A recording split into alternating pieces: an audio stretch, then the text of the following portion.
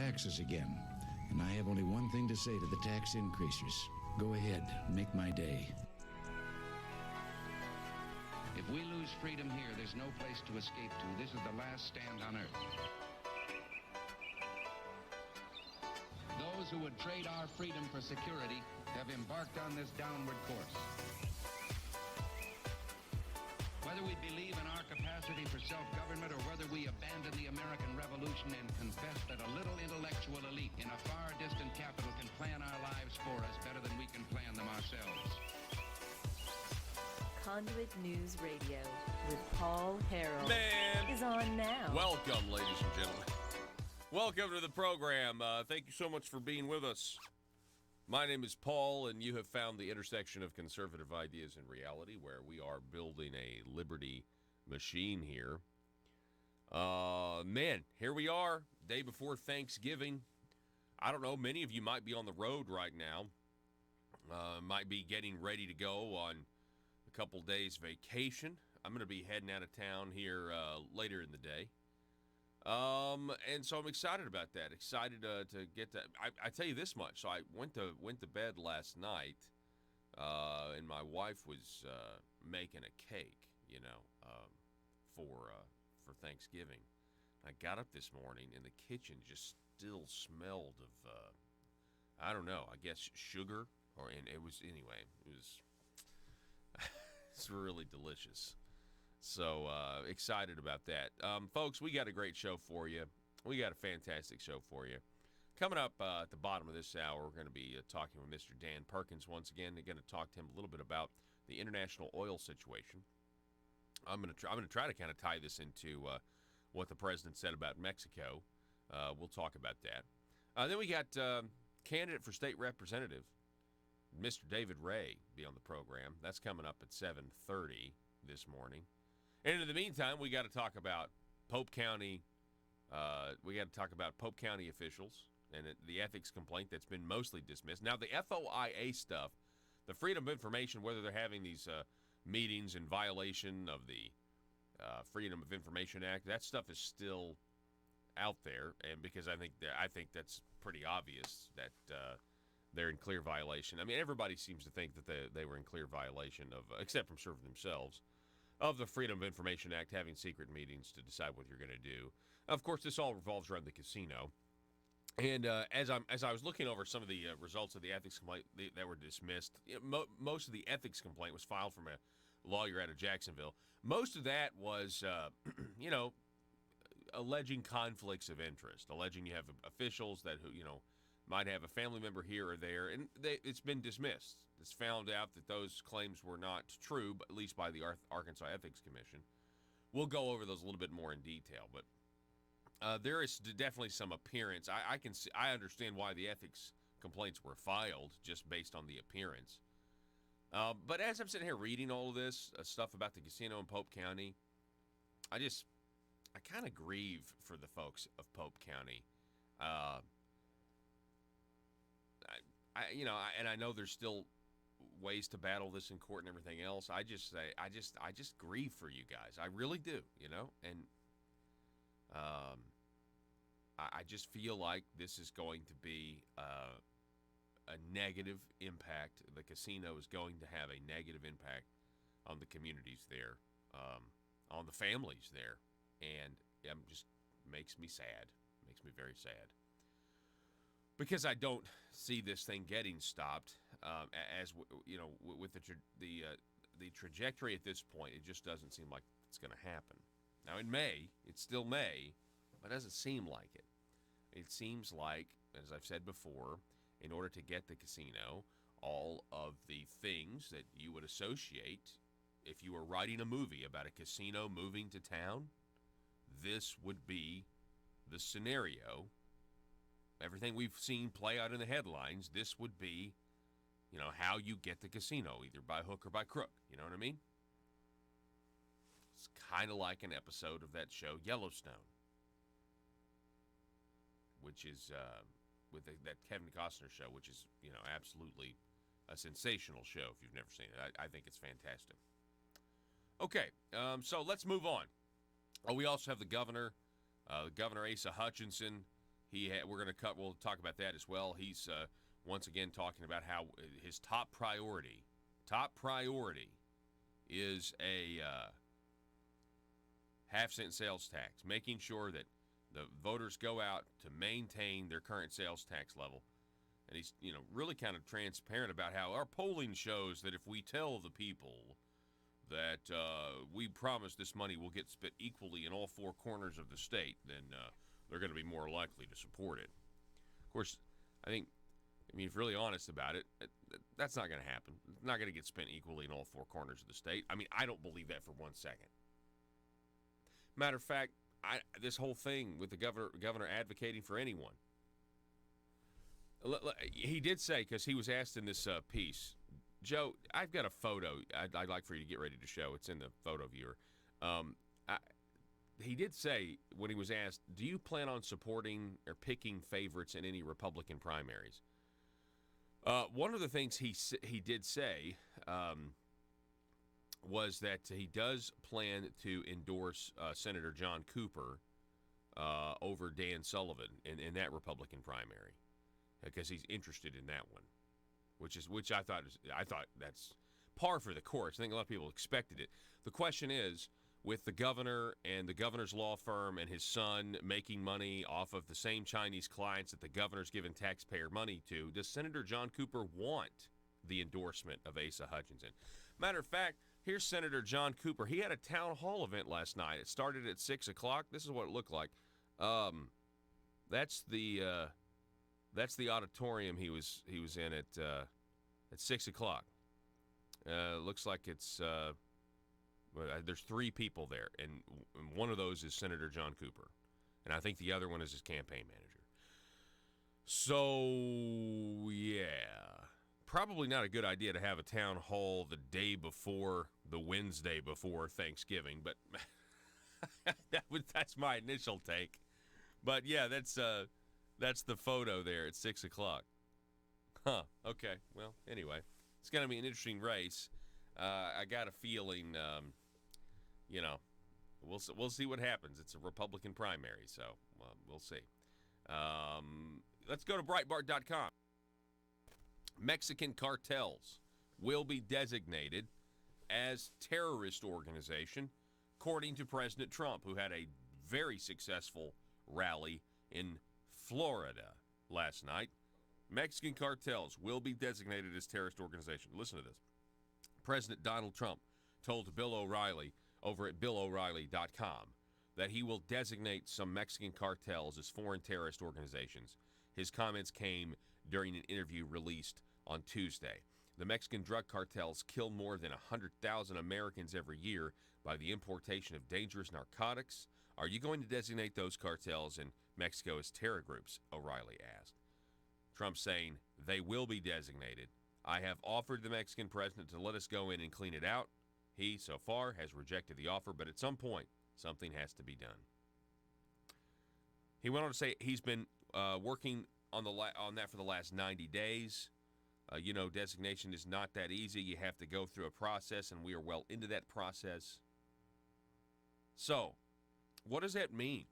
I started asking some folks, like, what exactly would that entail if the President of the United States were to designate Mexican drug cartels as terrorist organizations? What I got back was one of the main things apparently is going to free up some financial regulations and being able to freeze assets and things like that, which is really, really positive. Essentially, the government of Mexico is a failed narcotics state. I mean, that's what it is. And I've got a suspicion about, I think we would be stupid, absolute morons, if we were to assume that the government of Mexico the government of Mexico versus the cartels are not are basically linked. That there is no the government's trying to fight the cartels and the cartels are defying the government, and I don't believe that for a second. You know what I mean? I believe that's what the Mexican government and the cartels want the perception to be. But from my standpoint, I think we have to, we've got to assume that it's extremely corrupt, right? You've got to assume that Mexican government is finding a way to supply. They're going to blame this on the United States. Like President Obama tried to blame all the violence on the United States guns, and that was the whole Fast and Furious thing. Very little of this, of the money and the guns are coming from the United States. Okay, I believe we're going to start figuring out what's really going on here. Okay, here is the Daily Wire on this story, because Mexico has responded, by the way. Mexico responds to Trump decision to designate cartels as terrorist organizations. Ryan Saavedra.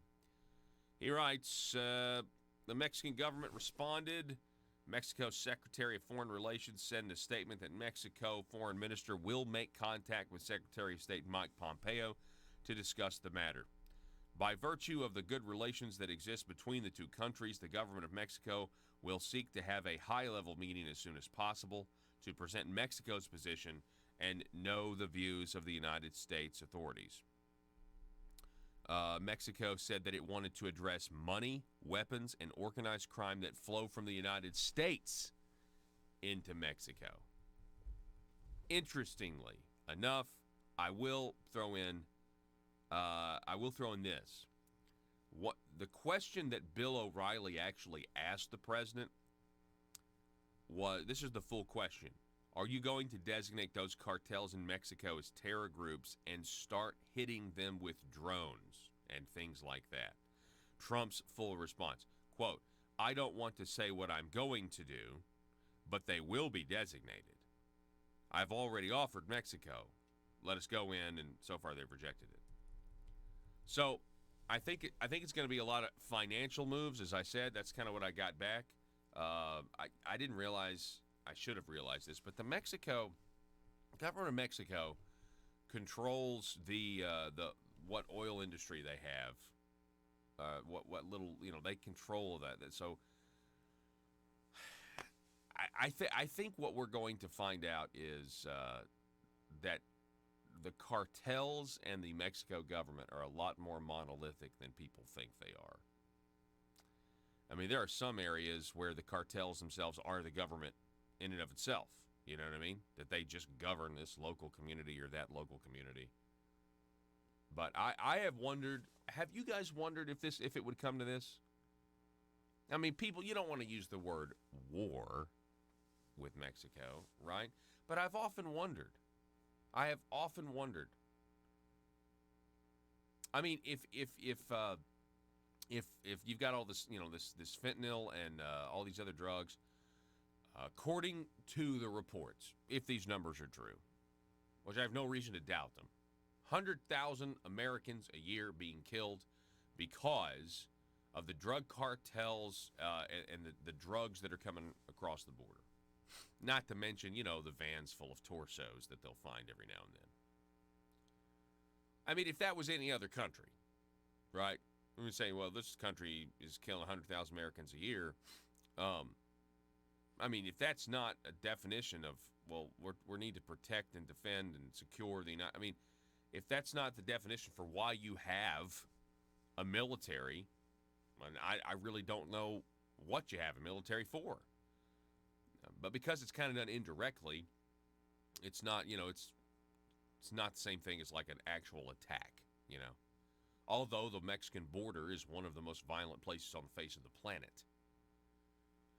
Or at least it used to be. May not be somewhere. I know it's still bad down there. I was seeing a report the other day about that. I've often wondered, is it going to come to this? Where the United States military just gets involved and says, okay, we're done. We're going to... You cartels, you're here and now you're gone. Because when I think of designating them as a terrorist organization, I don't immediately think, oh, well, that's going to free up some financial instruments so they can freeze their assets and freeze their money. I think, like Bill O'Reilly asked, are we going to send some drones in there and bomb them back to the Stone Age? Are we going to start just taking out the Mexican drug cartels? Now, the Mexican president saying he wants to talk about U.S. monies flowing into Mexico. I would be interested to hear that. From where? U.S. monies flowing into Mexico, from what sources?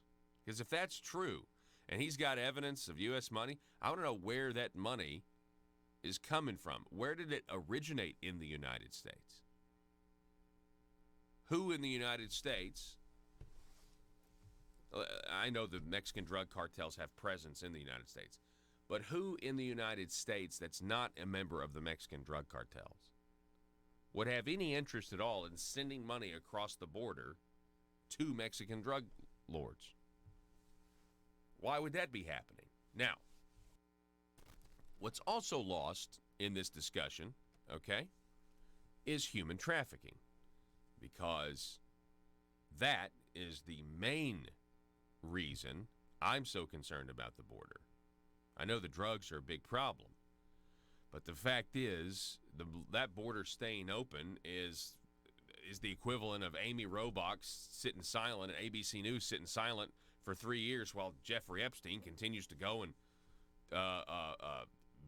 continue his pedophile lifestyle. I mean, when that border is open, and the women and children that are being smuggled and are in the sex trade and they're being trafficked, it's absolutely insane that the Democrats would claim putting a wall up is immoral. Really? You're going to claim the moral high ground? Putting a wall up is racist.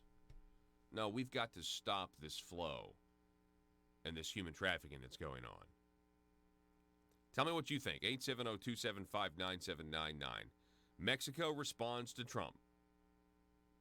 They want to have a meeting now. Very, very interesting. Also, just sound off on Facebook. You go to facebook.com/Conduit News and tell me what you guys are doing for Thanksgiving. We're going to take a break and be back here in just a moment. Are you tired of having to fight the crowds at mega stores just to save?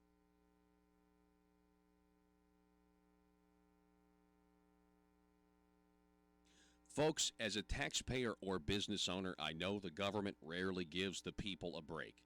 Big government politicians seem to always want more money from us, taxpayers.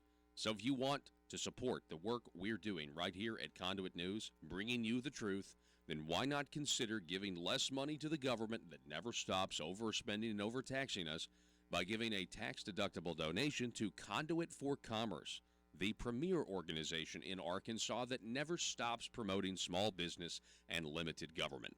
Just go to conduitforcommerce.org and click on Support Our Cause. From there, you can decide if you want to donate monthly or one time.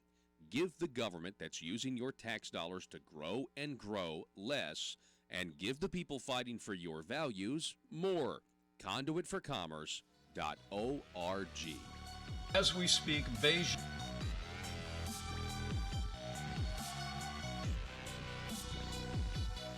Need your daily news fix? Don't forget to tune in to Conduit News Radio with Paul Harrell. All right, so let me guys, let me encourage you here for a moment, okay?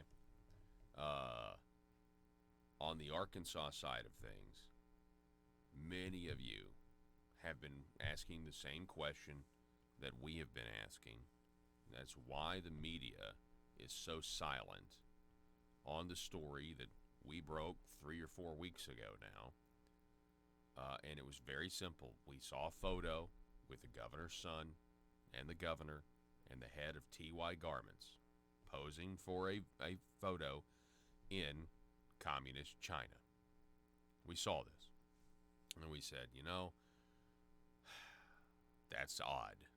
We went to the governor's law firm, the website there, the governor's law firm, where he's still listed as an attorney, even though he denies any financial interest now, which doesn't mean that he's not going to have financial interest after that's very odd, especially if the law firm continues to grow and everything else.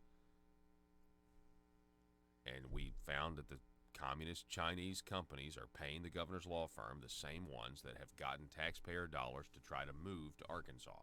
Now, because of the trade war, a lot of these, are up in the air, but still, it's a scandal, and it has been virtually. There's been one report from a local ABC News affiliate, and that's pretty much it. Arkansas Times did a little bit.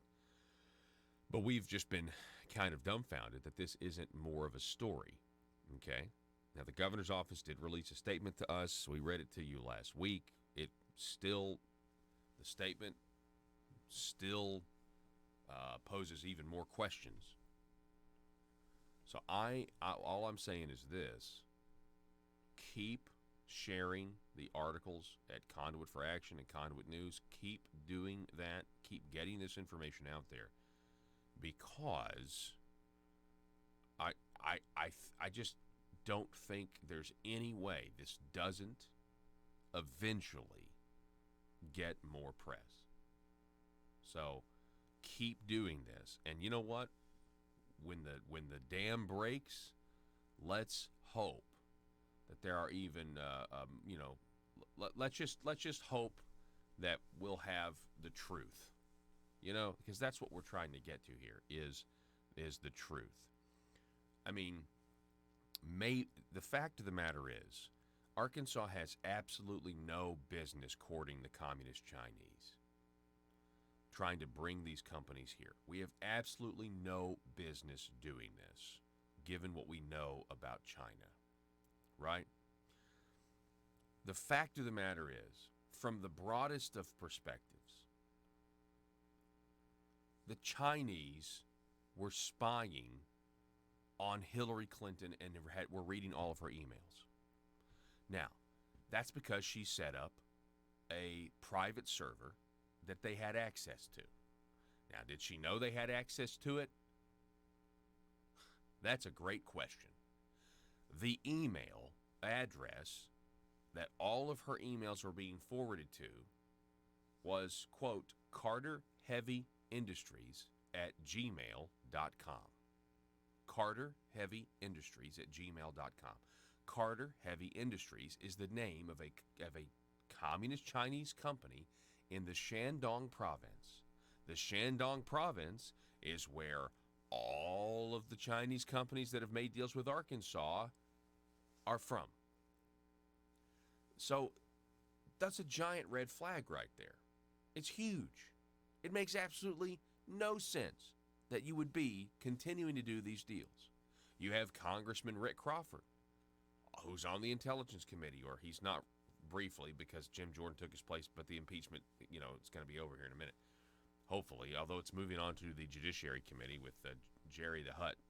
Anyway, so you have all of these red flags, and we've been asking for a year now at least, why China? This doesn't make sense. Why China? And I got to tell you something else. Every one of these economic development funds, every one of these economic development deals has got to be looked at now with much more scrutiny. Okay? And listen, it's not just the communist Chinese. You also have another client of the governor's law firm, which is that iStation, an education company, iStation, Imagination Station. And they've got a giant contract with the State Department of Education. According to transparency.gov, arkansas.transparency.gov, it's right there. It says it, $3.7 million. And so, something has got to give here. Keep at it. Keep sharing the articles. Keep talking about it. But for example, the governor wants that half-cent sales tax. He's going to go around campaigning for the half-cent sales tax. Okay. How do we know that your law firm's not going to get, some sort of contractor to pay the law firm money? And then we need answers, folks. Folks, as a taxpayer or business owner, I know the government rarely gives the people a break. Big government politicians seem to always want more money from us, taxpayers. So if you want to support the work we're doing right here at Conduit News, bringing you the truth, then why not consider giving less money to the government that never stops overspending and overtaxing us by giving a tax-deductible donation to Conduit for Commerce, the premier organization in Arkansas that never stops promoting small business and limited government. Just go to conduitforcommerce.org and click on Support Our Cause. From there, you can decide if you want to donate monthly or one time. Give the government that's using your tax dollars to grow and grow less, and give the people fighting for your values more. Conduitforcommerce.org. As we speak, Beijing is employing a whole-of-government approach, using political, economic, and military tools as well as propaganda to advance its influence and benefit its interests in the United States. And I have wanted to welcome back to Arkansas Chairman Chu. Please give Chairman Chu a round of applause.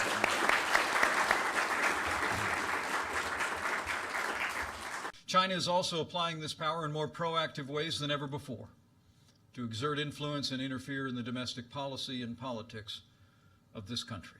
Chairman Chu, I got to know as he is the CEO and chairman of Shandong Ruyi Technology Group out of Shandong Province. Over the past 17 years, China's GDP has grown ninefold. It's become the second largest economy in the world. Much of this success was driven by American investment in China. And the Chinese Communist Party has also used an arsenal of policies inconsistent with free and fair trade, including tariffs, quotas, currency manipulation, forced technology transfer, intellectual property theft, and industrial subsidies that are handed out like candy to foreign investment. We've been to Shandong Province a number of times since I've been governor. We've called on people, and Chairman Chu gave us the opportunity to meet with him at Ruyi, at their technology group there in Shandong, and saw his incredible facility. We asked him to visit Arkansas. He did. So Chairman Chu, we're delighted to have you here. I'm excited about signing this agreement with you, and I welcome you to Arkansas. These policies have built Beijing's manufacturing base at the expense of its competitors, especially the United States of America. And I wanted to Exposing the truth and everything the Marble Palace establishment keep trying to cover up. It's Conduit News Radio with Paul Harrell.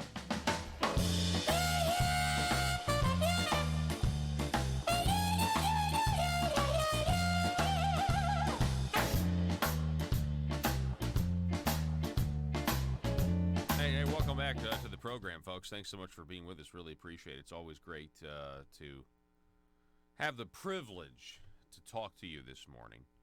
I want to welcome back. We've got Mr. Dan Perkins is with us. He is got a lot of experience. Unlike Hunter Biden, he's got experience in the energy sector.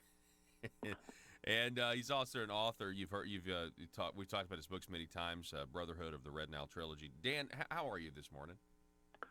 I'm fine, and just as a point of reference, I've been in the energy business longer than Hunter Biden's been alive. Yeah. Okay. There we go. Right. I'm sure you would love to make $80,000 a month. Maybe not for a Ukrainian gas company, but still, I mean, who wouldn't want to do that? Absolutely. So, hey, what can you tell me about this situation? I got this article here, and this is kind of outside of my wheelhouse here, but Alberta in Canada, are they trying to go are they trying to be independent from Canada? Did I hear something about that? Yes. In fact, it's Quebec does it periodically. The Canadian provinces, maybe it's the weed they're smoking. I don't know for sure, but they get these burrs under their saddle every once in a while where they don't like the government, in this case Trudeau in Ottawa, and well, we got to get out of here because this is not what we believe or not what we want to do, and they rattle their sabers about leaving the country and creating a new nation, and hopefully the rest of Canada will break up into smaller nations. But generally to no avail. A lot of bluster, but nothing ever really happens. Yeah, I've got this Wexit. This is a new movement. Wexit, I make Alberta great again. Alberta's frustration fuels push for independence from Canada. This is nuts. I had no idea. Well, it's an interesting. If you go back to the original, go back to Brexit. Look at Brexit, but look at it from the standpoint of the British people, who over 3 years ago said they had enough of the European Union overlord control over their country. And 60% of the laws that are on the books in Great Britain are dictated by Brussels bureaucrats who were never elected by anybody in England. And they said they wanted to leave. And look how hard it's been for them to leave. They have a legitimate grievance, yet the elites in Britain are doing everything they can to prevent it from happening. They don't want to believe that the British people are smart enough to make that decision, so they have to make it for them. And it's just what's going on in the United States. We've got a group of elite people. We saw them testify for the last 2 weeks before Congress. We now know, and we can see the face of the deep state in the United States, and it's not real pretty. I mean, if you watched any of the hearings, what you heard were a group of bureaucrats who decided that they didn't like the idea that Donald Trump was going to establish foreign policy without them. Mm-hmm. And they've been doing it for such a long period of time. They actually believed they were in control. And we had another situation where the deep state tried to assert itself again, and that was the Navy SEAL, who the president pardoned and reinstated. And after the president had said, this is what we're going to do, we're going to reinstate his rank, give him his trident back, and we had the Secretary of the Navy and a two-star admiral decided that they wanted to have another inquiry to go around what the president has said. And I was talking to two retired military naval officers. One was a two-star admiral. He absolutely disagreed with what the Secretary of the Navy and the admiral was doing. The other one wasn't so sure that the president should make the decision. And I said, wait a minute. I served. I wasn't an officer like you two were. I was basically an infantry grunt. But there's a chain of command, and the chain of command ends at the President of the United States because by the Constitution, he is the commander-in-chief. And they, again, the deep state in the military, which I knew existed, but they were so blatant about it, they decided they didn't agree with the president, and so they were going to take it on their own to try and overturn what the president did. And so we have examples in our country and in England where the elites, the deep state, if you would, is still hanging on to try and to make sure that they control the decisions that are made in the country, not the people, and not the people who we elect to do the job. Yeah, you're exactly right, Dan, and it really makes me think that, I mean, and I guess it was Attorney General Barr said this. Everybody in the media says that it's the president that's shredding norms, but it's actually the deep state because they have never acted this way, whether it's when a new president comes in, a Republican or Democrat. They've never behaved in this way. Now, I actually think the president is draining the swamp, and this is the reaction that you're seeing, across the globe. I think the fact that we went into this impeachment really doesn't have much to do with the Bidens as much as it has to do with the president wanting to expose all of them, not investigate just the Bidens. But if you're investigating 2016 and CrowdStrike and the Democrat servers, you're actually investigating the entire Democrat Party. And that's why they're freaking out, because they've got so much to lose if they're exposed. I absolutely totally agree with you. I think that the message that's is getting through in spite of the mainstream media. They're trying to say that because Donald Trump asked the Ukraine government to tell them anything they can about the influence that was brought by the Ukrainian government against him and in the 2016 election, that's going after his political opponent. No. I wrote a piece. It's not out yet, but it should be out the next day or so. And, the president takes an oath to protect and defend the Constitution. Everybody else in the government takes another oath that says that they will protect and defend the Constitution against foes, foreign and domestic.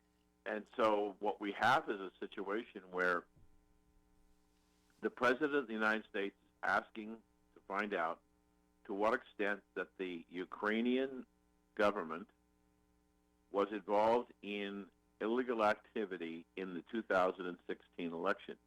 And the Democrats are saying that's asking a foreign government to investigate his political rival.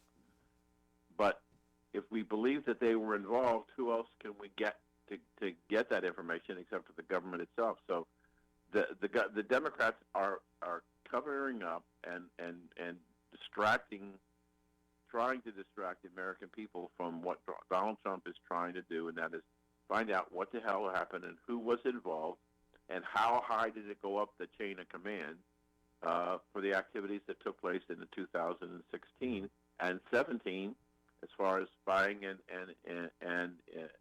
invasion into the privacy of American citizens and political campaigns. And I think he has every right to do that. If he didn't do that, I would think he would be dereliction of duty and should be impeached for that. So, Yeah.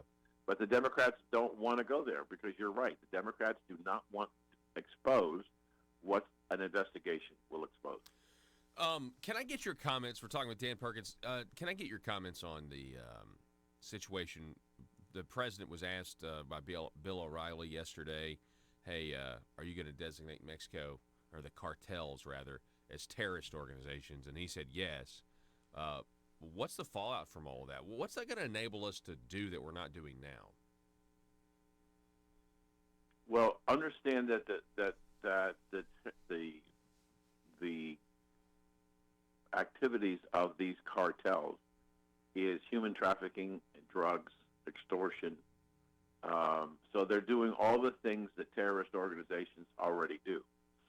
By having them declared a terrorist organization, it activates certain powers that allows us to interdict what they're doing, even in Mexico.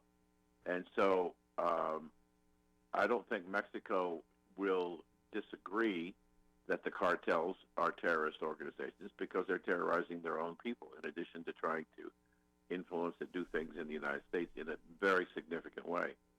So, again, it's a situation where Donald Trump sees a problem, and the best way to fix the problem is to attack the problem. I mean, there is so much fentanyl coming across. We had a situation here. I live in Southwest Florida. We had a situation a week or 2 weeks ago, that a package came from, in the United States Post Office, a package came from Puerto Rico to the United States, and there was enough fentanyl in the package to kill 500,000 people. And so when they're using the Postal Service and they're using other things, aircraft and everything else, to bring these illegal drugs or these MS-13 convicts into our country, by declaring them a terrorist organization, it gives the president and the United States government more power to interdict what's going on. Well, I've often thought it was going to come to this. Let me ask you this. I think it's safe to assume that the Mexico government itself has a lot of elements of corruption in it, to where, I think the perception that the Mexican government would like to say is like, well, the cartels are doing their thing, and we're the Mexican government, we're different, we're trying to stop it all. Just seems like the whole country, though, is just a failed narco state, right? Well, I think that there is a lot of infiltration into the government structure in Mexico of power and influence from the cartels. And but I do believe that the Mexican president is committed to try and do something about the problem. But his deep state is causing problems for him too. I got you. Because they don't want to change the status quo. They're getting paid off, and they're getting very nice money.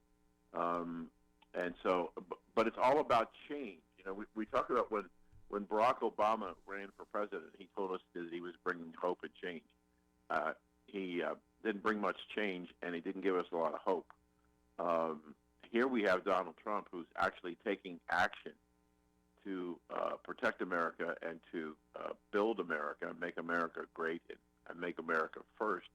And that means that he's going to have to do things that our deep state is going to be opposed to, because it upsets the apple cart of the things that they put in place over the last 30, 40 years. And that's really the reason why they want to get rid of him, because he is a disruptor. He is an agent of change, and in the government bureaucracy. And I think that the Democrats didn't understand how good a service they did to the American people by showing the pettiness, the egotistical nature, the superior intellect nature of those people who came from the deep state, the career diplomats, the career bureaucrats. That to me hopefully brought to the American people an understanding that the deep state is not rhetoric. They actually exist, and we saw them in those hearings. Hey, real quick, I got to ask you, Dan. I know with your energy experience, and we've never really talked about this on the program as much. Your direct ownership in oil, natural gas wells, that sort of thing. Right. But I see here the last couple of years you've actually been investing in compressed natural gas conversion of trucks away from diesel fuel. Tell me about that. Right, that's interesting. I'm not really paying attention to that industry shift. Well, when you drive into your gas station and you look at the pump, you'll see what they call octane ratings, and you'll see 87, 89, 91, or 92. But if your gas station sells diesel, then on the diesel pump it'll say the octane rating is about 50. Okay. Okay. Now, if you take high sulfur crude and process it into diesel fuel, which is the lowest grade of refining, you have sulfur and you have other elements. The octane rating has a great impact on the fuel efficiency of the engine, and therefore its ability to pollute the air, even if it's highly tuned. And so when you've got 50 rated fuel, you're going to put hydrocarbons in the air. When natural gas comes out of the ground with nothing to it, its octane rating is 132. Wow. Okay. So if you put 132 octane rating fuel in a truck, a garbage truck, or a construction truck, the fuel efficiency is going to go up dramatically. The more efficient the engine burns, the less pollutants that it has. So here in Southwest Florida and other parts of the country, massive garbage truck fleets have been replaced by natural gas and compressed natural gas. And so that the fuel efficiency is incredibly high. The octane ratings are high. And they literally have in these facilities, they have a fueling station right on the property. Like they used to have fuel oil. Now they have natural gas pumped to them, and then they're compressed when they're put in the trucks. Wow. But it's a fuel that's highly efficient, and the wear and tear on a low efficiency 50 octane diesel fuel puts a lot of junk in the air, but it's very hard on the engine. Wow. When you use natural gas as a fuel for an engine, the engines run much more efficiently. You get much better mileage, and more efficient engines means less pollution. And less maintenance. That's fascinating. I want to remind everybody that we started this segment talking about Alberta in Canada wanting to potentially break away, form their own nation. And I really like eclectic segments like this one, Dan Perkins. I appreciate you being on, and I wish you a happy Thanksgiving, sir. Thank you. It's always a pleasure to be with you. All righty. I look forward to being on your show again. Absolutely. Yes, sir. Dan Perkins, everybody. Folks, we're going to take a break. We're going to make a YouTube video of this segment by itself, upload it at Conduit News. Like the program on Facebook, subscribe to the program on YouTube, and click the little bell to receive notifications. Back in just a moment.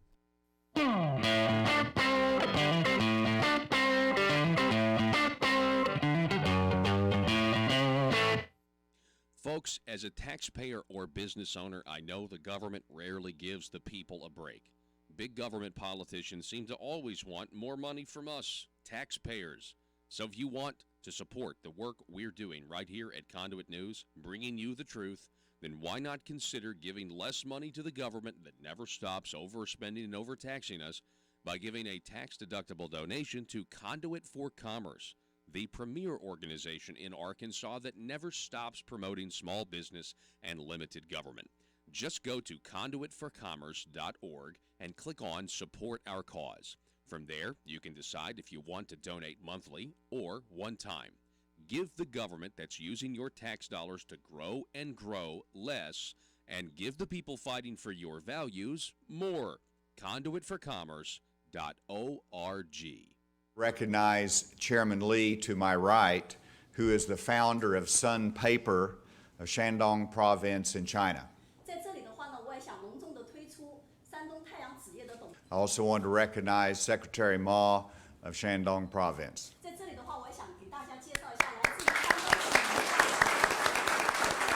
As President Trump said just this week, in his words, we rebuilt China over the last 25 years. Last November, as you know, I traveled to Shandong Province. I met with Chairman Lee. I toured Sun Paper Company along with Mike Preston. While in China, we signed a letter of intent on behalf of the state of Arkansas with Sun Paper, indicating that Sun Paper wanted to put a major bioproducts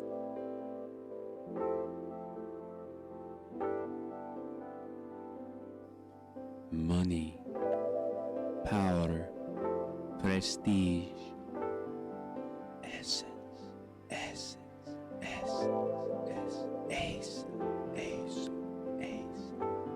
available now from aristocrats serving Arkansas.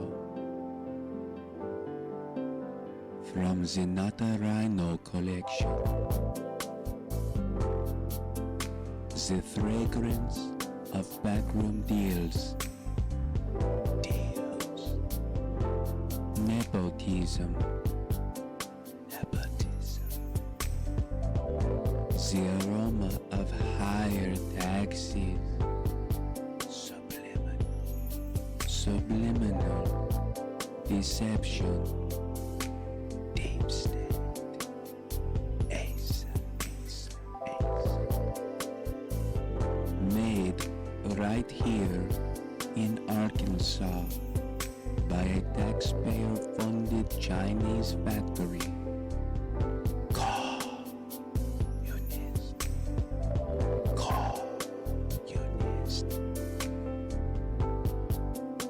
Every bottle carefully crafted for you. Gender neutral. Nothing says aristocrat like Essence of Bureaucrat. Essence of Bureaucrat by Asa. Available now in the Marble Palace gift shop. Paul Harrell parody.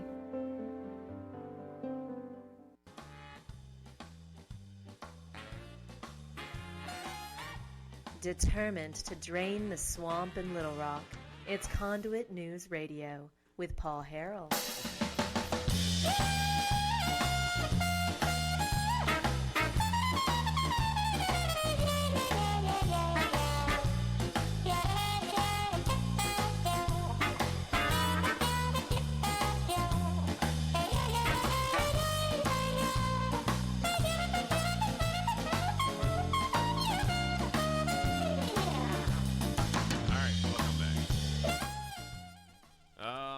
guys seen on there's a lot of times different websites will do this as well, where they will they'll go on like college campuses and stuff, and they'll interview students. And is this one? They'll interview students and they'll ask them questions, and a lot of times it's kind of funny because the answers they give are just ridiculous. But I understand there's some interviews have been going on where students are just on these college campuses, they don't really want to admit that they're thankful for anything. And they they really want the days off for the holiday of Thanksgiving, but they don't want to talk about what they're thankful for, The first lady yesterday was booed at a Baltimore high school. She was there to give a speech on fighting the opioid crisis and was booed because I'm sure there were teachers there that probably were like, yeah, boo the first lady. I think we have to admit that these educational institutions are brainwashing our kids. More so, it's getting worse by the year. It's getting worse and worse and worse. I might even imagine that connotation might be why so many enrollments in these higher education institutions are dropping. It might be because parents are kind of like, I don't know. I don't know anymore. College isn't what it used to be. Maybe that's part of the reason. I don't know. But, it's been said that one of the main problems with all of this is the fact that you have the Woodstock generation, if you will, the people who went to Woodstock. They are the ones that then implemented the the shift in the educational institutions that we see, that we have seen over the last 40 years, which is just increasingly liberal. And it all comes from this idea that Marxism looks really good on a chalkboard to young minds and to these hippie professors, right? We're going to have to do something. I don't know if it's building new institutions of higher learning or education but the good news is we have the opportunity to go forward, to recognize, what the problems are, and one child or one student at a time, try to stop some of this nonsense. You listening to this program is one step in the right direction, sharing it with your friends, supporting us as we move forward in this world. And let's be thankful this Thanksgiving. Thankful for the freedoms that we still have intact. And that's kind of where I am. I'm thankful for another opportunity each day to continue to broadcast, to continue to bring you guys the news. And matter of fact, to give some context to where we are right now as a country, next hour, towards the end of the show, we've got 3 Thanksgiving Day proclamations to read. And we're going to take them in chronological order. We're going to go over George Washington. You can see how excited I get because I'm a dork. We're going to go George Washington, 1789, right after the Constitution was ratified. Then we're going to go George Washington, 1795. Then we're going to skip all the way to Abraham Lincoln, 1863. And the 1863 one is in the midst of the Civil War. Many people feel like the nation is very divided, similarly to the way it was in the Civil War in terms of competing ideologies. We'll read that Thanksgiving Day proclamation next hour.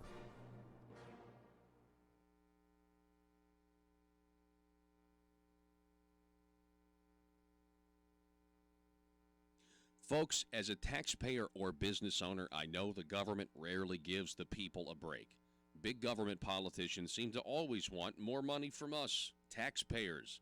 So if you want to support the work we're doing right here at Conduit News, bringing you the truth, then why not consider giving less money to the government that never stops overspending and overtaxing us by giving a tax-deductible donation to Conduit for Commerce, the premier organization in Arkansas that never stops promoting small business and limited government.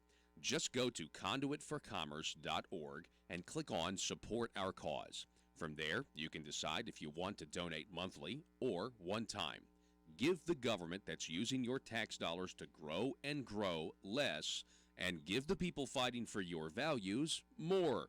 Conduitforcommerce.org.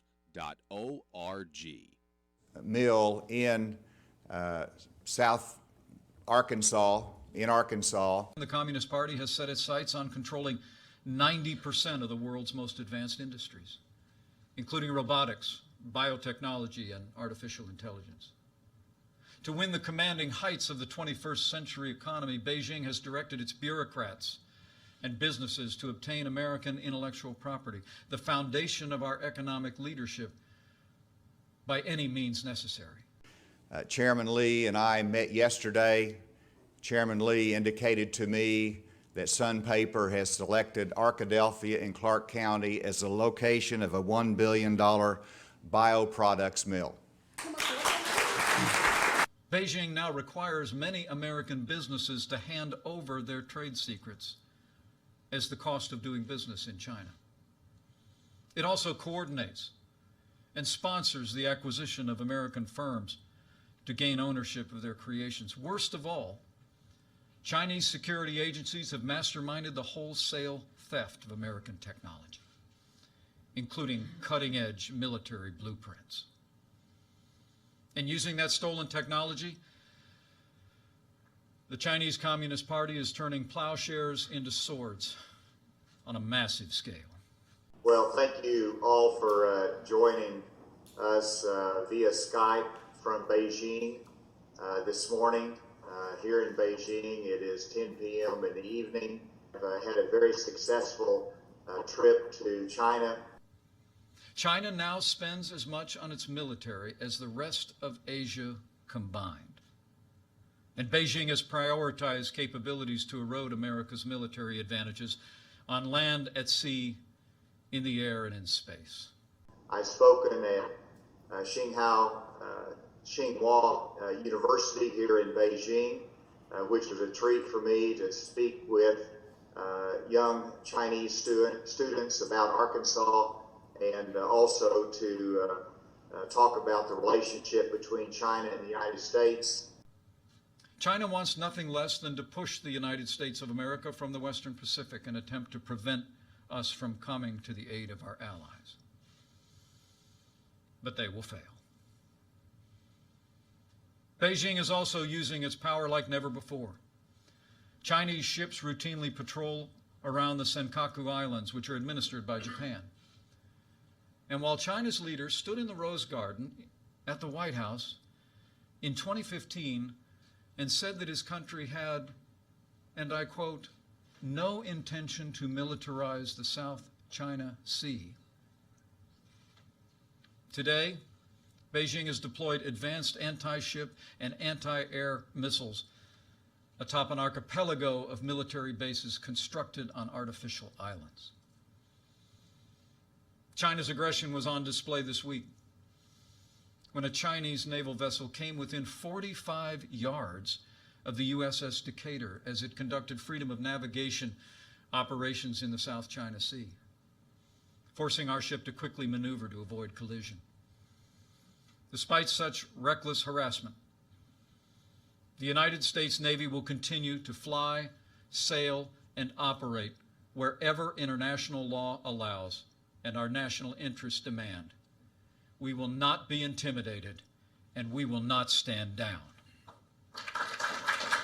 And we'll be calling on multiple prospects in China, as well as continuing our relationship with Sun Paper in Shandong Province. In recent years, China has taken a sharp U-turn toward control and oppression of its own people.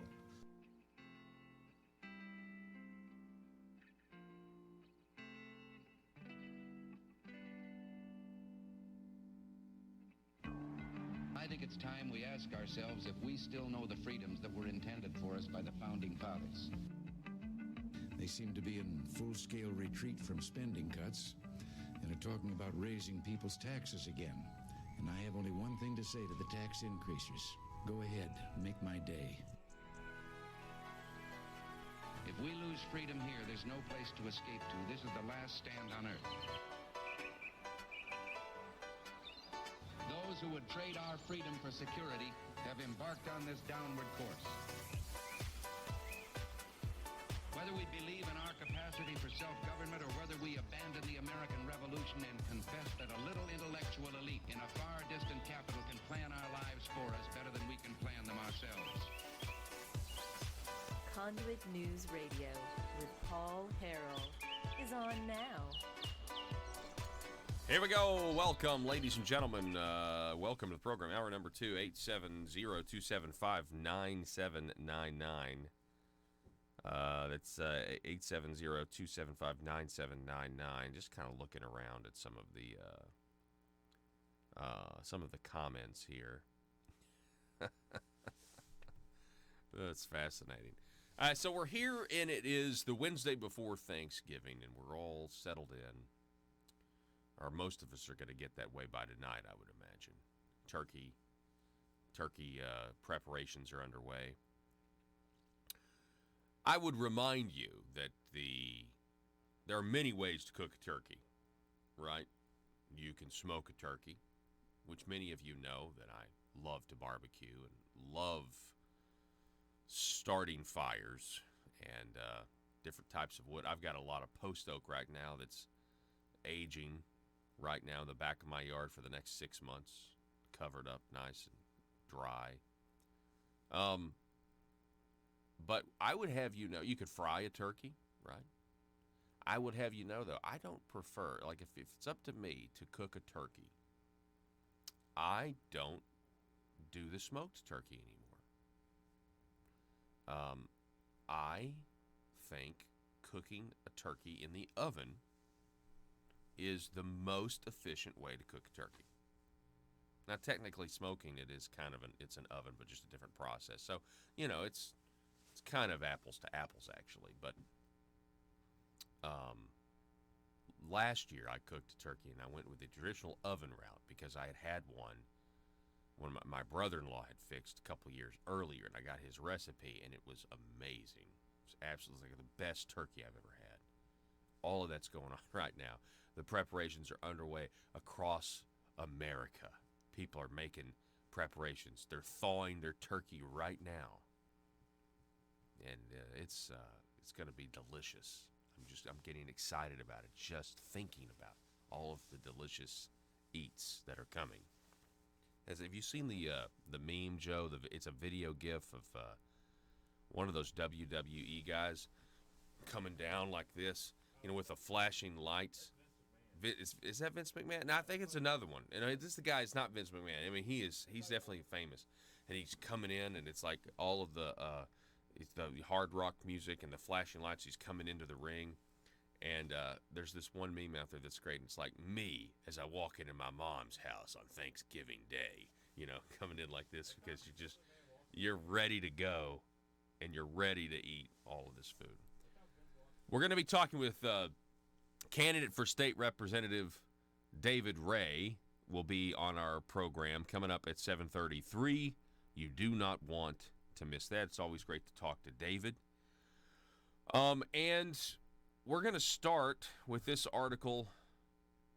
Governor Asa Hutchinson wants the half-cent sales tax, wants you to go vote for it in 2020. Says in the year 2020, coming up next year, you voting for the half-cent sales tax to spend on our roads is his top campaign priority. Of course, he's not running for office, but his top campaign priority in 2020 is getting you to vote for a half-cent sales tax. Arkansas Democrat Gazette reporting, quote, "This is my number one priority in terms of a state campaign here in Arkansas. Not anything is going to distract me from it," This is a focus because it is so critical to the future of our state. End quote. Is it critical? Is it as critical as Chinese investment? Is it as critical as Chinese investment? That would be my first question. What's more critical? Having the voters vote for a half-cent sales tax for roads or Chinese communist investment in Arkansas, the same companies that are also clients of your law firm? It is your law firm, until your name is removed from it, declares the king. I'm having a little fun here, but it's an honest question. It's critical for the future of our state. Let me just give you a little foreshadowing here.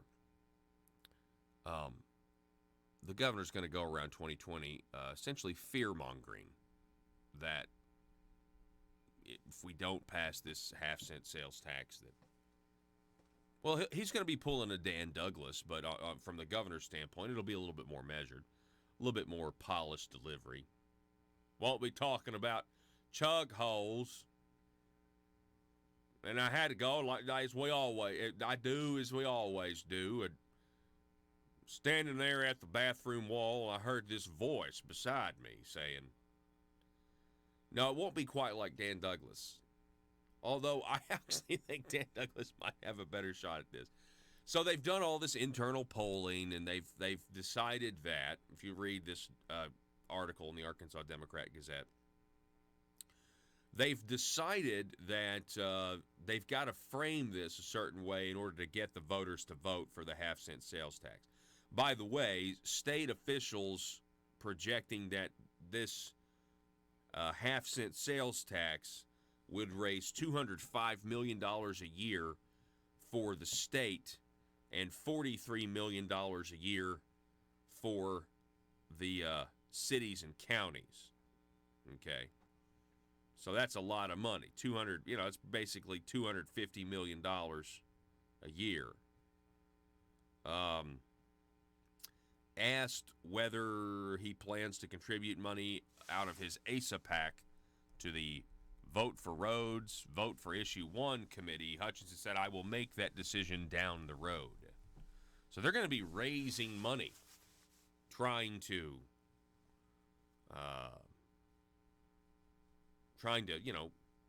get you to vote for a half-cent sales tax. You've got to be told by your government leaders or overlords, depending on how you look at it, what you need to do. They're going to be telling you that you've got to pass this half-cent sales tax. And let's just be clear here. The politics of this, the governor doesn't want you to not vote for his plan, because that would be like not voting for him. The governor doesn't want you to not vote for the half-cent sales tax, because that would be a rebuke of him and his ideas and his leadership. But if you ever wanted confirmation that the governor is not a fiscal conservative, the Republican governor of the southern state of Arkansas, proving that we're not quite as red of a state as we need to be, he's going to go and spend his entire year, in an election year where Donald Trump is going to be running, by the way, he's going to spend his entire political capital on trying to get a tax passed. Now, let's think about that. Trying to get a tax passed. The Republican governor of Arkansas, his top 2020 priority is to go around the state trying to get a tax passed. Think about that. Is that not weird to you? Doesn't that seem like something a Democrat governor would do? My top number one priority is making sure we pass a tax in 2020. We've got to do it. That just sounds like something a Democrat would do. They are the party that's known. Oh, well, what are you? I'm a Democrat. Oh, so you believe in taxing and spending. That's what we believe here in Arkansas, too. And they're going to try to tell you, the governor's going to try to tell you, well, we've got to have it for roads. We're going to build roads. And he wants you to forget that we're already paying the government money for roads. We're paying the government a lot for roads. Because of the governor, we're paying them even more this year than we were last year because the governor supported the tax increase on diesel and regular gasoline that happened at the wholesale level. We're already paying 3 cents more and 6 cents more at the pump every time we fill up every gallon of gas. We're already paying more for roads. No, he wants you to pay more. He wants you to pay more. He'll say, well, I don't really want you to pay more. I just want you to pay the same. Well, right now in 2022, right now, as it stands, the statute states that in 2022, Arkansans will get tax relief. And your half-cent sales tax will go away. If you do what the governor does, it'll stay there forever and be in the Constitution. Republican governor wants his top 2020 campaign priority to be, by the way, it could be, we got to put Donald Trump back in the White House. No. Top 2020 campaign priority of Governor Asa Hutchinson is to travel across the state and convince you to vote for a tax. That's more the gloves. I mean, the masks are really off now. I mean, we have no illusions now, right? No illusions about the deviation from the Republican Party platform by a Republican governor. The Republican Party platform doesn't really matter because Ace is there, right? Matters to me, matters to you, matters to other candidates probably down the ballot, but lower taxes to produce what? What's that Republican Party platform? What's that plank say? Lower taxes to produce economic growth. Lower taxes, economic growth. Economic growth, more taxes to the government. There's your roads. If you need more money, just let us keep more of our own money. Businesses hire more people. You have a larger taxpayer base, but lower taxes. That's the way it's supposed to work, isn't it? Not this time. Republican governor says, I know all that. That's irrelevant, though. I'm going to throw that all away. Let's put that in the dustbin of history. It's pretty frustrating to me. Pretty frustrating. Oh, by the way, I want to continue to tell you to continue sharing the articles that are up at Conduit for Action and Conduit News about the governor and China and Asa the Third and the governor's law firm. The same Chinese clients that are getting taxpayer money are also clients listed on the governor's law firm's website. That still lists him as an attorney unless something's changed in the last 24 hours.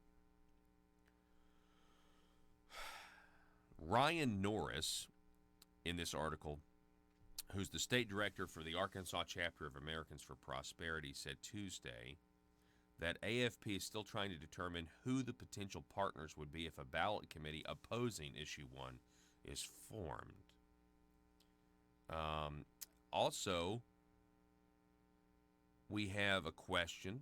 We talked about this last hour. The governor asked if he will support or take sides in the 2020 Republican primary legislative races. Hutchinson said, quote, we'll make that call as needed. I always try to stay out of those. That's the biggest phony statement I've ever heard. With a straight face, the governor tells the Arkansas Democrat Gazette that also full well knows that's a lie. Well, I try to stay out of those races. I try to stay out of them. What that means is it's like private conversations back during the legislative session. You know, he pulls some legislator into his office. Hey, I really need you to vote this way because I'm trying to stay out of legislative primaries. Wink, wink. I need you to vote the way I want you to vote, not your constituents, because I'm trying to stay out of primaries. That's what that means. I always try to stay out of those, he says, but I have expressed my support in one race up in Jonesboro, he said, referring to Senator John Cooper's bid to retain his seat against State Rep Dan Sullivan. But I think it will be very limited in the 2020 on primary races. Okay. All right. Does State Senator John Cooper, let me ask you this. Let me just ask you this. If the Arkansas Democrat Gazette, let's say, eventually comes around and writes a story and does the story justice and asks the right questions about Asa, his son, China, the Chinese clients, making your law firm more profitable, making it more successful, you still have, the governor has not said that he will not work for that law firm after he leaves office, even though he's still listed as an attorney. It's an international law firm. If the Democrat Gazette and the rest of the media all of a sudden, if the rest of the media, and I don't know, listen, I'm just thinking of, I don't know, I'm thinking of the media actually speaking truth to power, the way they used to do, even if it's the governor.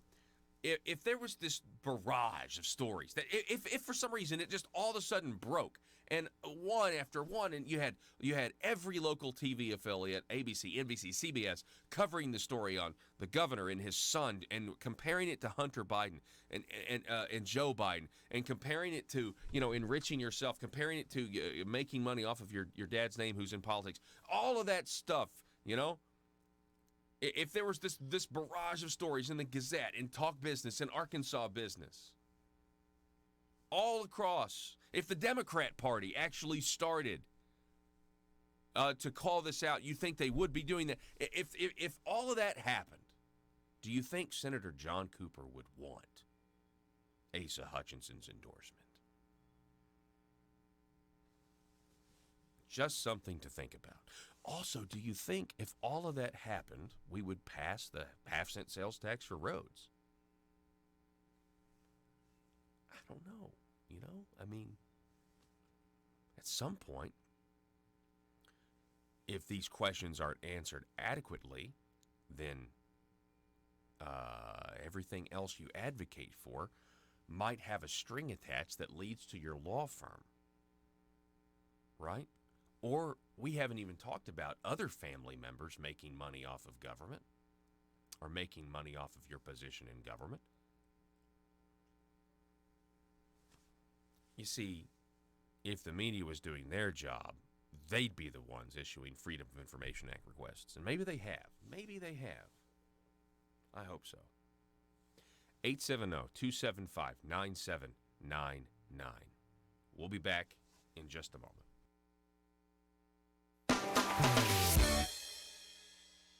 Folks, as a taxpayer or business owner, I know the government rarely gives the people a break. Big government politicians seem to always want more money from us, taxpayers. So if you want to support the work we're doing right here at Conduit News, bringing you the truth, then why not consider giving less money to the government that never stops overspending and overtaxing us by giving a tax-deductible donation to Conduit for Commerce, the premier organization in Arkansas that never stops promoting small business and limited government. Just go to conduitforcommerce.org and click on Support Our Cause. From there, you can decide if you want to donate monthly or one time. Give the government that's using your tax dollars to grow and grow less, and give the people fighting for your values more. Conduitforcommerce.org. Today, China has built an unparalleled surveillance state, and it's growing more expansive and intrusive, often with the help of U.S. technology.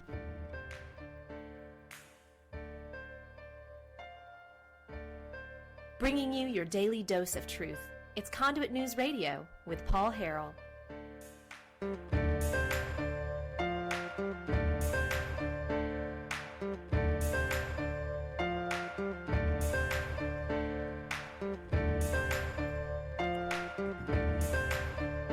Headline, Breitbart News. BreitbartNews.com reporting that Joseph DiStefano, long before Hunter's Ukraine gig, Joe Biden used legal graft to enrich his family. This is obviously a headline that caught my eye because we talk a lot about legal graft. That may be what this whole Asa Hutchinson situation is, just legal graft. No big deal. But if the people were to know, I wonder what they would do. Investigating the nature of Joe Biden's and Hunter Biden's business dealings in Ukraine, particularly with respect to energy and the company Burisma, it's a legitimate endeavor, according to Joseph N. DiStefano, Philadelphia Inquirer's staff writer and Nation columnist, offering his remarks in a Tuesday interview on SiriusXM's Breitbart News with host Rebecca Mansour and Joel Pollack. DiStefano described a series of courtships from businesses targeting Joe Biden's family members, drawing on his latest Nation column entitled, "Joe Biden's Friends and Backers Come Out on Top at the Expense of the Middle Class." Middle class, common good, middle class. When politicians enrich themselves because of their positions in power, it is the common good that is hurt. Joe Biden, this article goes on, Joe Biden has been a beneficiary of legal graft via the Delaware way, DiStefano said, a term defined as politicians doing favors for well-connected business owners in exchange for contributions after the fact. Quote, quote, "We go where the facts lead. In the case of the Bidens, they've been leading for a very long time. If you go back to the early 1970s, ever since Joe Biden's been elected to the Senate, there has been a pretty unremitting series of business transactions involving members of his family and companies that were interested for a large variety of reasons in getting access. Getting access. Access. How do you get access to the politicians? Once you get access to the politicians, you're able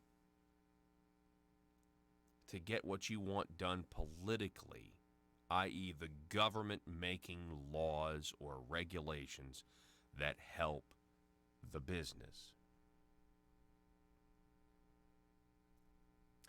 In Arkansas's case, how did the communist Chinese get access to Arkansas and Governor Asa Hutchinson? Now, listen, I know the governor's statement says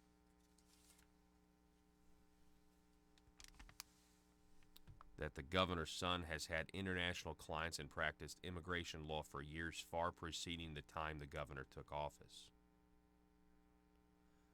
But we still don't know when it was that the governor's law firm started receiving money from TY Garments, Dragon Woodland, Rise Ever, as well as iStation out of Dallas, Texas. We don't know when those business dealings began.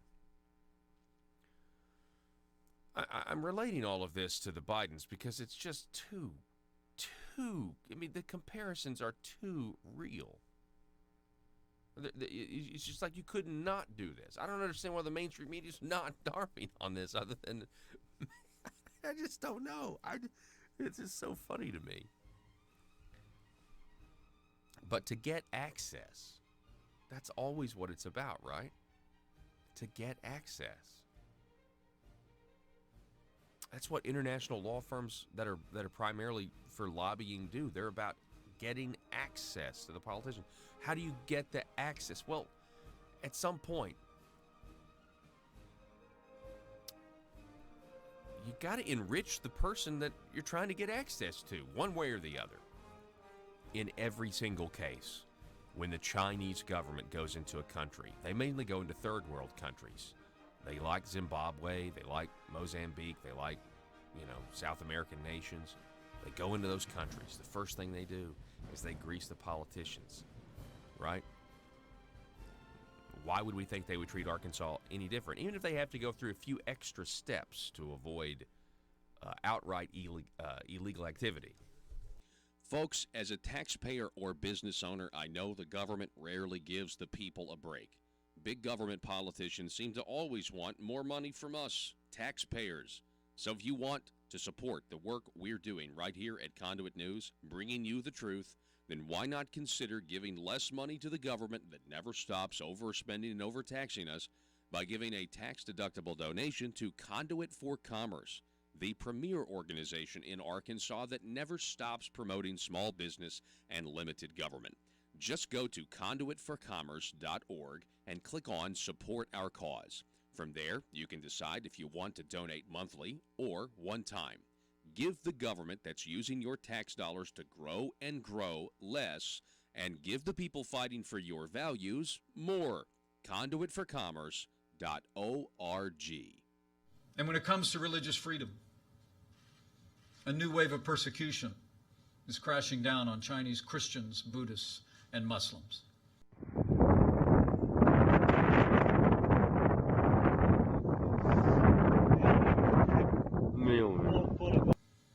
Last month, Beijing shut down one of China's largest underground churches.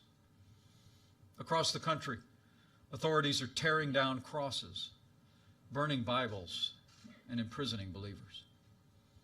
And Beijing has now reached a deal with the Vatican that gives the avowedly atheist Communist Party a direct role in appointing Catholic bishops. For China's Christians, these are desperate times. So, do you like him as a candidate? I think he's brought a lot to the table. It's not my message. I worry about the party in terms of expanding our base and what the message does to our recruitment of Hispanics, outreach to minorities. And so you've got to worry about the fall election and whether this is a message that's going to carry in Michigan, Ohio, and Florida, and those states that we need to carry. The American people deserve to know. In response to the strong stand that President Trump has taken, Beijing is pursuing a comprehensive and coordinated campaign to undermine support for the president, our agenda, and our nation's most cherished ideals. I think you've got to listen to what he says and how he conducts himself. And I don't know that he would be that different from what he is now in negotiating with Vladimir Putin. So, you think that's a good thing or a bad thing? No, I don't think it's a good thing. We need people who, in the presidency, that understand how the world works, understands that there's a time for bluster and there's a time for reason. The Chinese Communist Party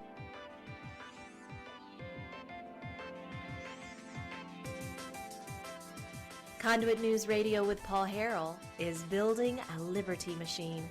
Find out more at conduitnews.com.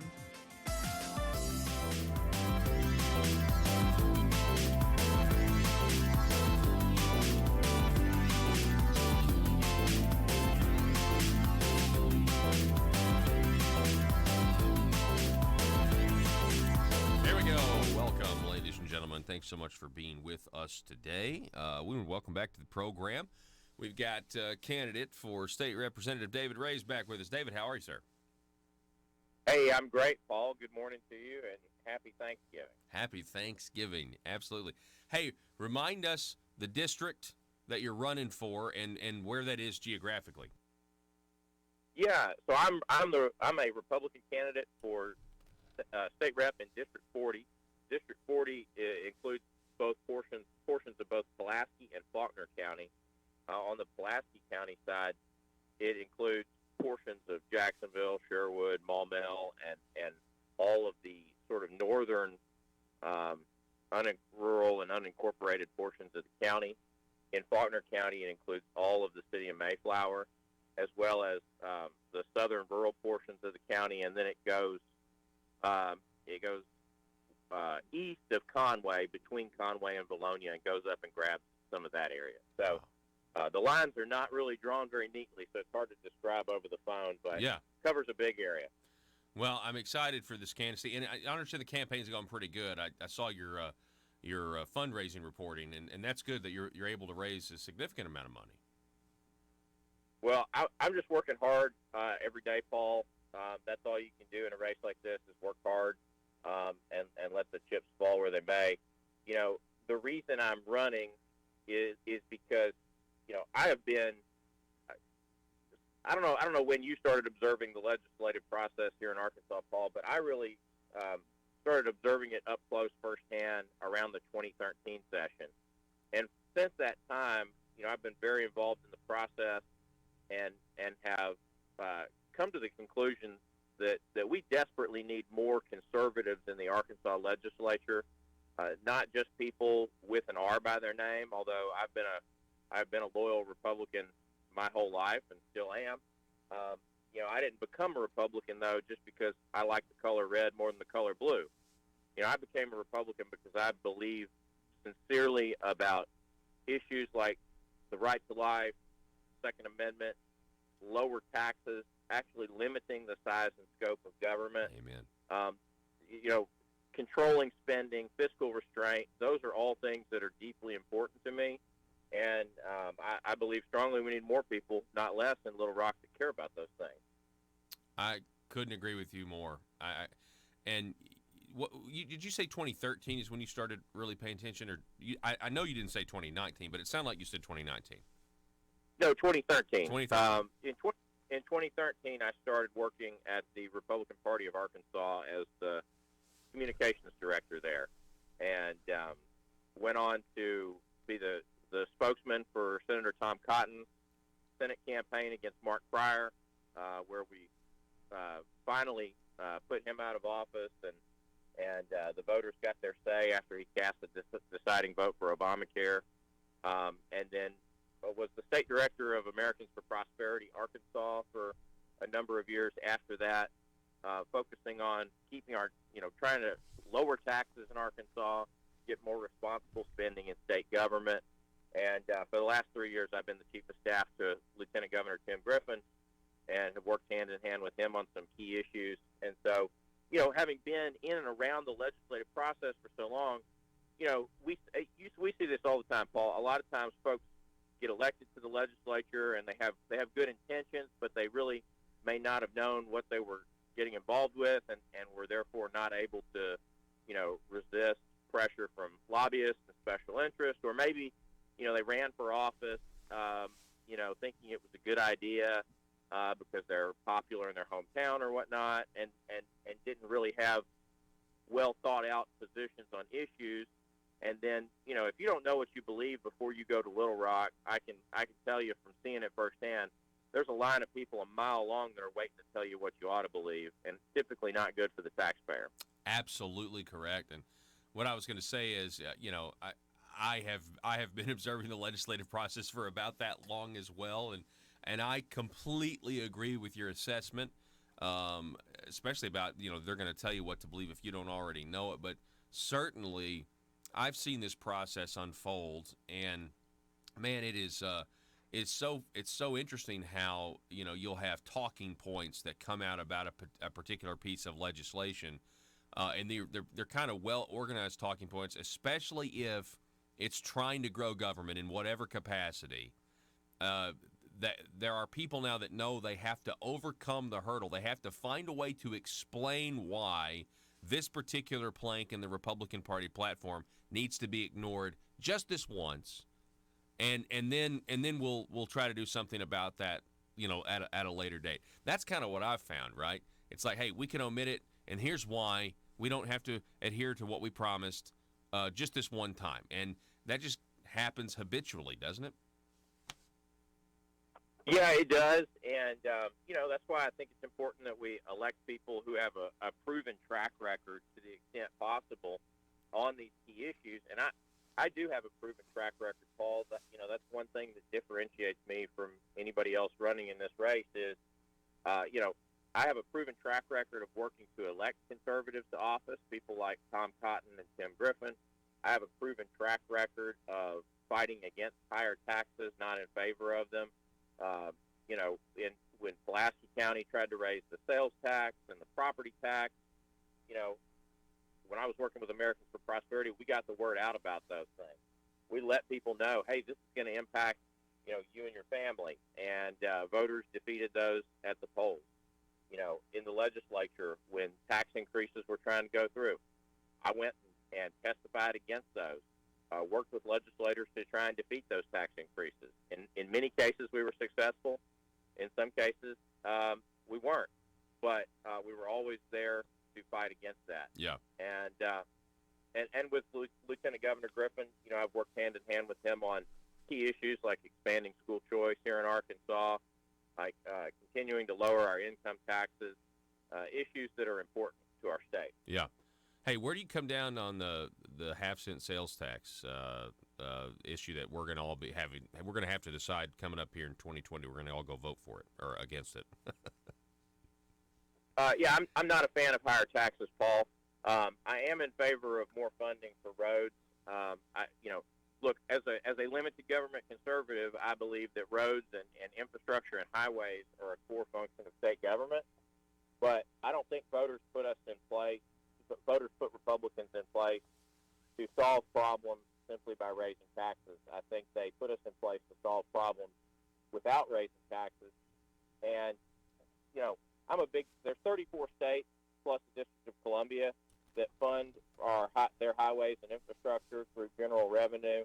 I'm a big fan of doing that here in Arkansas, simply because I think if given the choice, if you give voters a choice between, a higher tax on roads and crappy roads, they'll probably pick the higher tax.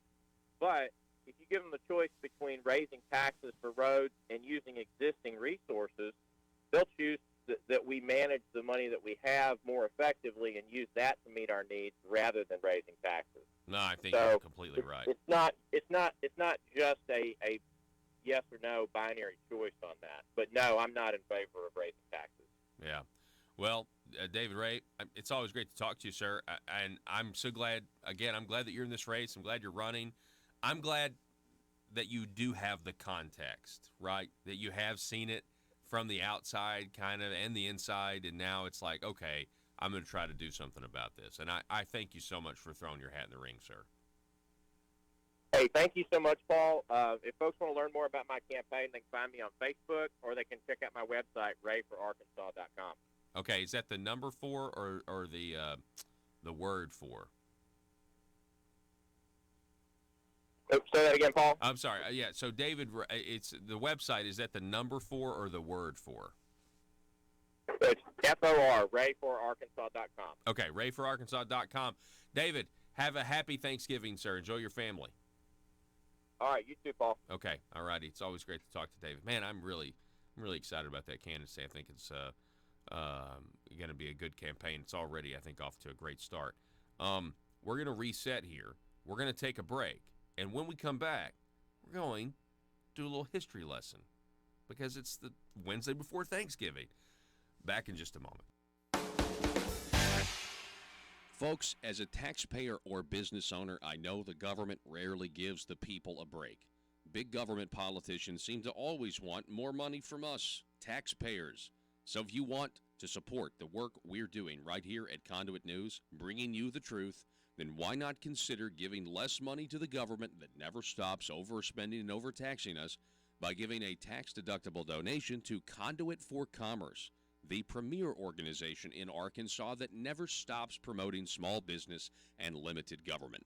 Just go to conduitforcommerce.org and click on Support Our Cause. From there, you can decide if you want to donate monthly or one time. Give the government that's using your tax dollars to grow and grow less, and give the people fighting for your values more. Conduitforcommerce.org. Is rewarding or coercing American businesses, movie studios, universities, think tanks, scholars, journalists, and local, state, and federal officials. And then, Chairman, you'll look out in the audience and you'll see multiple members of the governor's cabinet. We're also here to support you. You'll see multiple members of the state legislative assembly. They're here to support you, and specifically Senator Caldwell, Senator Ingram, Representative Murdoch, Representative Hollowell. These are your senators and your representatives now. You call on them, and they're going to help you. Guarantee it. And Senator English, I saw you out there too. Thank you for being here as well. As we speak, Beijing is employing a whole-of-government approach, using political, economic, and military tools as well as propaganda to advance its influence and benefit its interests in the United States. Folks, as a taxpayer or business owner, I know the government rarely gives the people a break.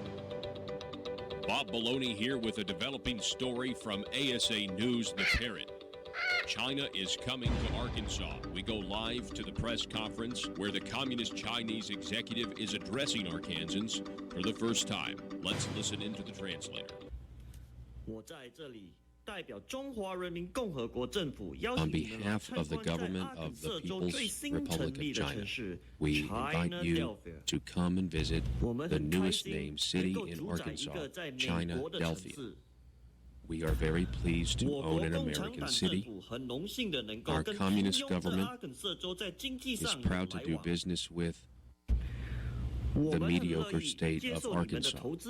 We are happy to take your money and your trees and send the profits back home. The Communist government of China was pleased to learn the taxpayers of Arkansas are excited to contribute their money with the hope, if you build it, one day jobs will come. We are excited to take your fields of capitalism and turn them into fields of communism, where every Arkansan has nightly dreams of Mao. China is looking forward to our investment of $1 billion in what is now called Arkansas. We see this as an investment in our future, and that future will be called New Beijing. Chinese investment will make Arkansas a great place for jobs, as the People's Republic of China will succeed where the Soviets failed. As we build our roots deep in Arkansas, we are thrilled with the potential new ideas and advancement we will share with our people back home. Soon we will have the world's largest runway in the South China Sea, and we thank Arkansas for contributing to our noble cause. In closing, once we make China great again, all of you will see the glory of the revolution of Mao. And Arkansas, whatever you do, please never call the FBI. Paul Harrell, Parrot.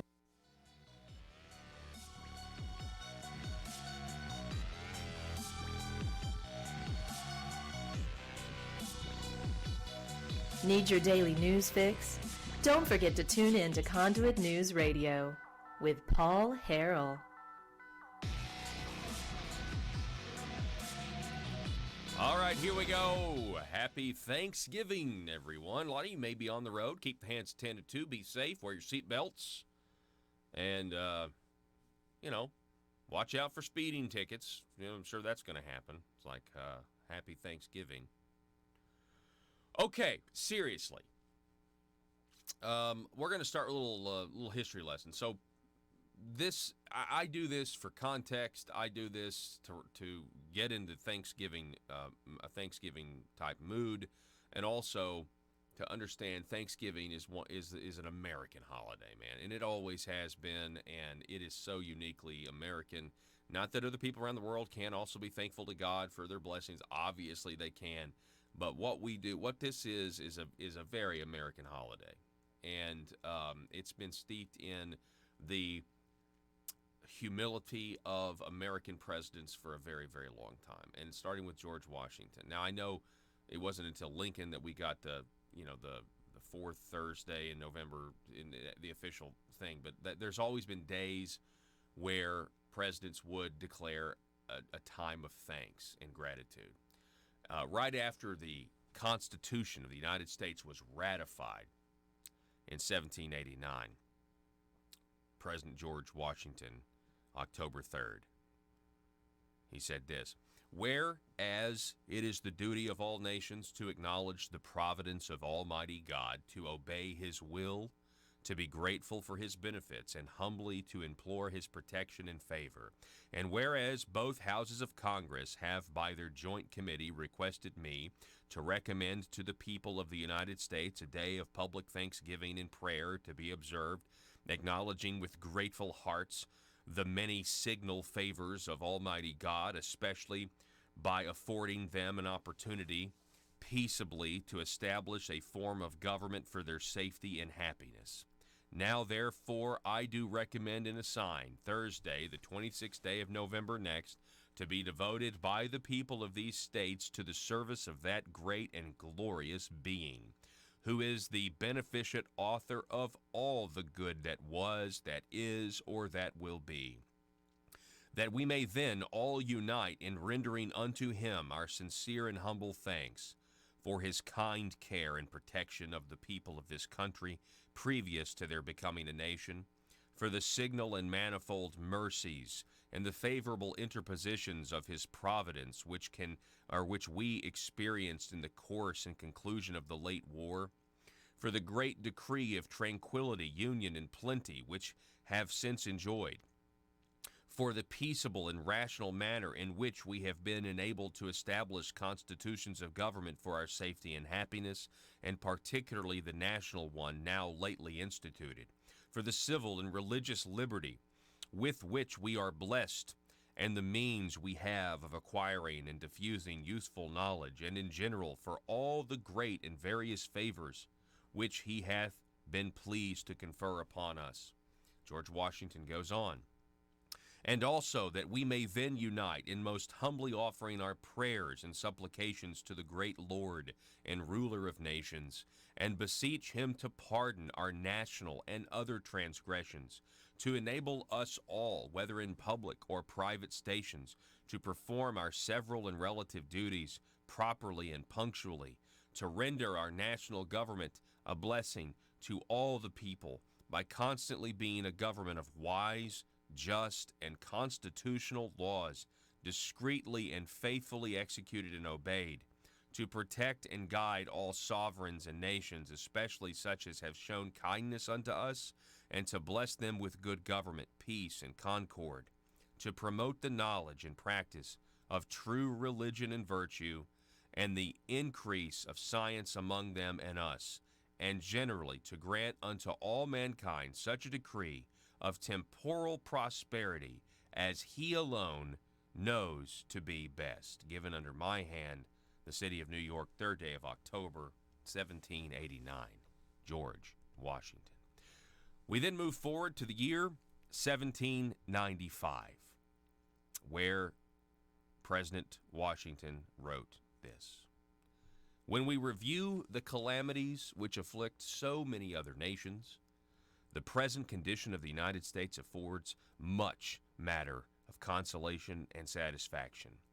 Our exemption herethereto from foreign war, an increasing prospect of the continuance of that exemption, the great decree of internal tranquility we have enjoyed, the recent confirmation of that tranquility by the suppression of an insurrection, the happy course of public affairs in general, the unexampled prosperity of all classes of our citizens, our circumstances, which peculiarly mark our situation with indications of the divine beneficence towards us. In such a state of things, it is, in a special manner, our duty as people with devout reverence and affectionate gratitude to acknowledge our many and great obligations to Almighty God, to implore him to continue and confirm the blessings we experience.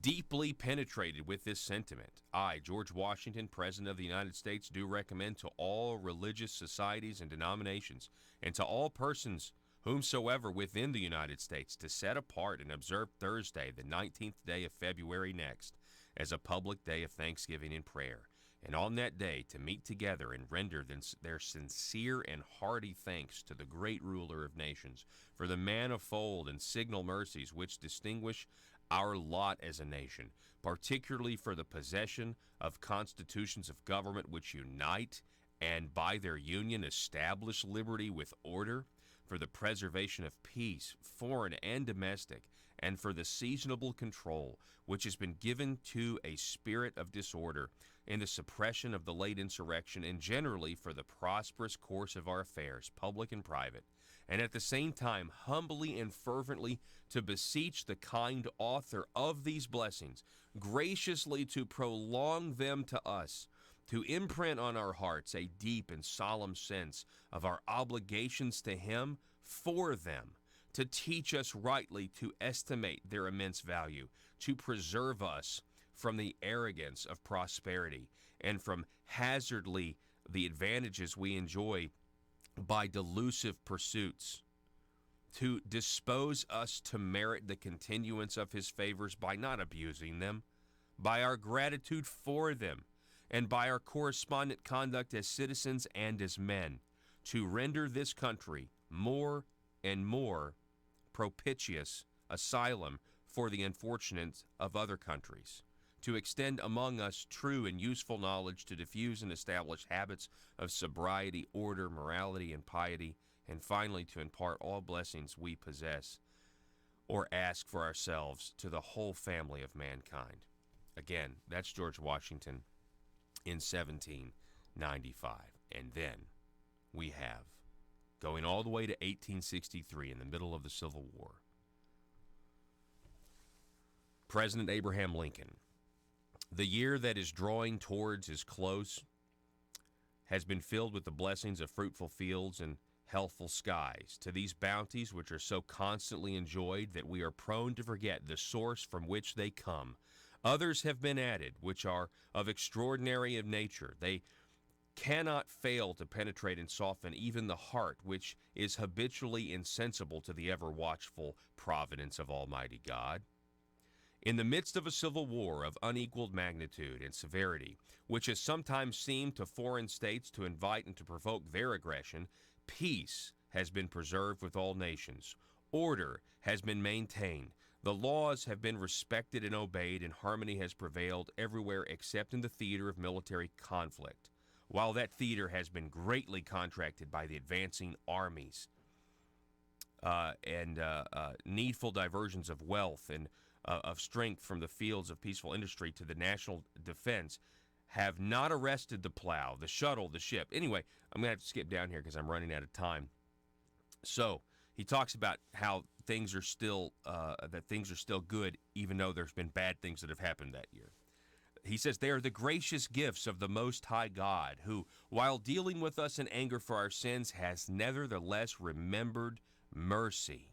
It has seemed fit to me and proper that there should be solemnly, reverently, and gratefully acknowledged, as with one heart and one voice by the whole American people. I do therefore invite my fellow citizens in every part of the United States, and also those at sea, and those who are sojourning in foreign lands, to set apart and observe the last Thursday of November next as a day of thanksgiving and praise to our beneficent Father who dwelleth in the heavens. And I recommend to them that while offering up the ascriptions justly due to him for such singular deliverances and blessings, they do also with humble penitence for our national perverseness and disobedience commend to his tender care all those who have become widows, orphans, mourners, or sufferers in the lamentable civil strife in which we are unavoidably engaged, and fervently implore the interposition of the almighty hand, listen, to heal the wounds of the nation, to restore it as may be consistent with the divine purposes to the full enjoyment of peace, harmony, tranquility, and union. In testimony whereof I have set my hand and caused the seal of the United States to be affixed to it. Again, President Abraham Lincoln in 1863. Folks, if you want something to be thankful for, there you have it. And in the midst of the stark divisions that are in our country right now, we still have opportunity, and we still have much, much to be thankful for. Now, on a lighter note, here's the meme of the day. 4_ touchdowns. You have the recently departed terrorist. Well, you know what? You're just going to have to see it yourself. It's a pretty good one, considering the dog Conan was honored at the White House by the president this week. We'll post this on Twitter at Conduit News. Follow us on Twitter. Happy Thanksgiving, Arkansas.